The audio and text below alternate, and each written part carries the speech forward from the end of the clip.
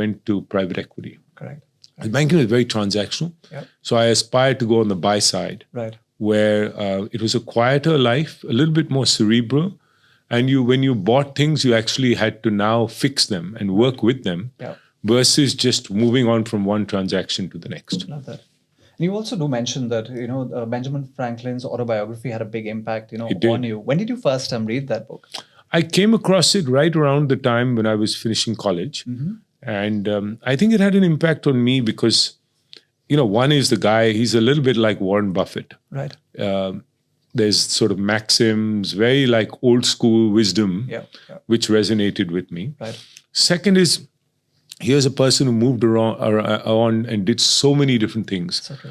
in his life. So true. And that attracted me to him. Right. He wasn't, I'd been to a liberal arts, I went to Yale, where I liked the idea of not studying one thing, but actually being exposed to lots of different things. Correct.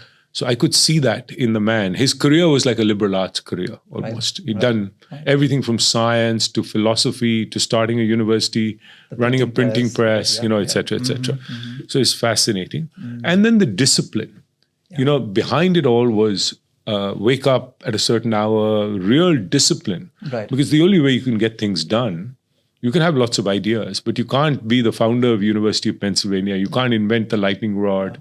You can't run a successful print. You can't write the almanac, Poor Richard's Almanac. If you're a lazy guy, you have to be like really industrious and disciplined to make it happen. And have so an those impact were my on the takeaways. Constitution, right? So Yeah, even on and the an US impact on the Constitution, right? Yeah. So really hardworking, really disciplined, and yet multiple interests. Right. I think that's what sort of captivated me. Yeah.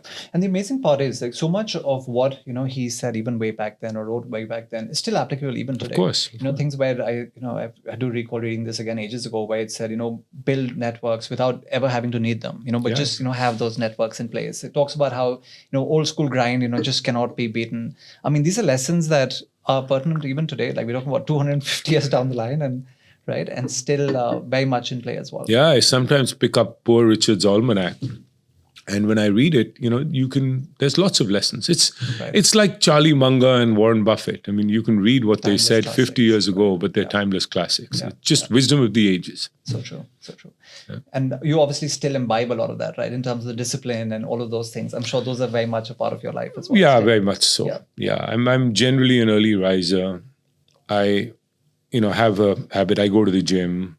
But then after that, I'm quite scheduled after that. And, Right. Yeah. So I believe working hard is important. 100%. Yeah. I would agree completely. Yeah.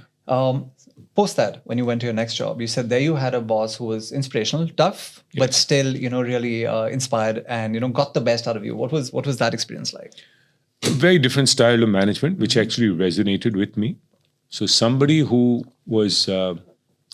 had lots of interests. So I liked that. Right. He was a person who loved the mountains, loved India, loved Buddhism. So he was not just a businessman. He was a businessman, but with wide interests. Right. Someone who took a liking to me early on and was patient and was just a wise person, almost felt like a grandfather that I was speaking to. Nice.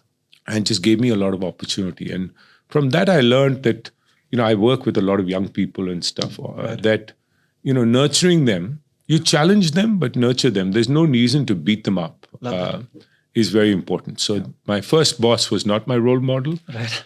George McCown, my second boss, was really my role model. Nice. I'm sure you love this particular clip. If you want to watch the full episode, click on the link below and watch the whole episode.